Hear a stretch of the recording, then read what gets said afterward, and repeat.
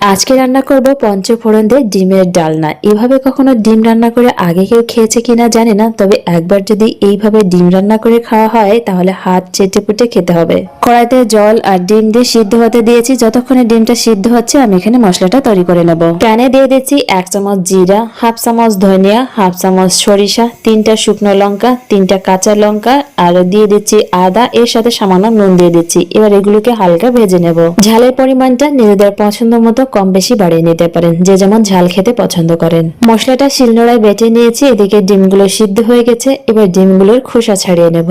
এভাবে ডিমের ডালনা রান্না করলে মাছ মাংসকেও হার মারিয়ে দেবে। গরম গরম ভাতের সাথে খেতে জাস্ট অসাধারণ লাগে। ডিমের খোসা ছাড়ানোর পর ডিমের গায়ে চাকু দিয়ে এভাবে ছোট ছোট করে কেটে নেব। এতে দেখতে অনেক ভালো লাগবে আর ডিমের ভিতরে মশলাটা খুব ভালো করে ঢুকে যাবে।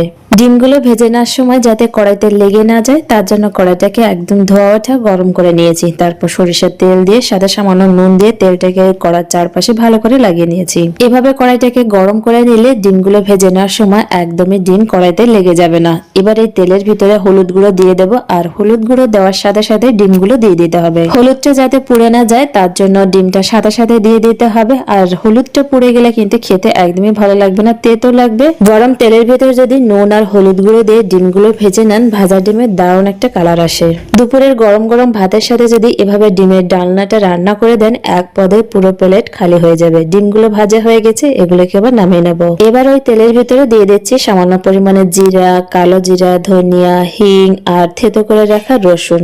অনেকভাবেই তো ডিমের ডালনা রান্না করে খেয়েছেন, এভাবে একবার পঞ্চফোড়নে ডিমের ডালনা রান্না করে দেখুন, দারুণ লাগে খেতে। ফোড়নে যখন সুন্দর একটা গন্ধ বেরোবে দিয়ে দেবো একটা বড় সাইজের পেঁয়াজ কুচি। পেঁয়াজটাকে নাড়াচাড়া করে নেব। পেঁয়াজটাকে হালকা ভেজে নেব। পেঁয়াজটাকে বেশি কড়া করে ভাজা যাবে না, বেশি লাল করে ভাজা যাবে না। এটা যখন হালকা কালার চলে আসবে এর ভিতরে সেই বাটা মশলাটা দিয়ে দেব। যে মশলাটা প্যানে হালকা ভেজে নিয়েছিলাম সেই মশলাটা বেটে নিয়েছি। স্বাদ মতো নুন আর হলুদ গুঁড়ো দিয়ে মশলাটাকে ভালো করে কষিয়ে নেব। কালারটা যদি একটু বেশি লাল করে আনতে চান তাহলে এখানে কাশ্মীরি লঙ্কা গুঁড়োটা ব্যবহার করতে পারেন। সামান্য পরিমাণে জল দিয়ে দিয়েছি। মশলার সাথে ভালো করে মিশিয়ে নেব আর মশলাটাকে কষিয়ে নেব। মশলা থেকে যখন তেল ছেড়ে দেবে এর ভিতরে ভাজা ডিমগুলো দিয়ে দেব। এর সাথে একটা মিডিয়াম সাইজের টমেটো এভাবে লম্বা করে কেটে দিয়ে দেব। এবার এগুলোকে একসাথে মিশিয়ে নেব।